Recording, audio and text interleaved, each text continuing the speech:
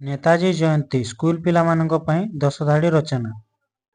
ସୁଭାଷ ଚନ୍ଦ୍ର ବୋଷଙ୍କ ଜନ୍ମ 1897 ମସିହା ଜାନୁଆରୀ 23 ତାରିଖ କଟକର ଓଡ଼ିଆ ବଜାରରେ ହୋଇଥିଲା। ତାଙ୍କ ପିତାଙ୍କ ନାମ ଜାନକୀନାଥ ବୋଷ ଏବଂ ମାତାଙ୍କ ନାମ ପ୍ରଭାବତୀ ଦେବୀ। ସେ ନେତାଜୀ ନାମରେ ଜଣାଶୁଣା। ସେ ଜଣେ ମହାନ ଭାରତୀୟ ଏବଂ ଜଣେ ସ୍ୱାଧୀନତା ସଂଗ୍ରାମୀ ଥିଲେ। ସେ ବୀରତ୍ୱର ସହିତ ଭାରତର ସ୍ୱାଧୀନତା ପାଇଁ ଲଢ଼ିଥିଲେ। ସେ ଆଇନ ଅମାନ୍ୟ ଆନ୍ଦୋଳନରେ ଯୋଗ ଦେଇଥିଲେ। 1921 ମସିହାରେ ଭାରତୀୟ ଜାତୀୟ କଂଗ୍ରେସରେ ଯୋଗ ଦେଇଥିଲେ। ସେ 1939 ମସିହାରେ ଭାରତୀୟ ଜାତୀୟ କଂଗ୍ରେସର ସଭାପତି ହୋଇଥିଲେ। ତାଙ୍କର ପ୍ରସିଦ୍ଧ ସ୍ଲୋଗାନ ହେଉଛି "ମୋତେ ରକ୍ତ ଦିଅ, ମୁଁ ତୁମକୁ ସ୍ୱାଧୀନତା ଦେବି"।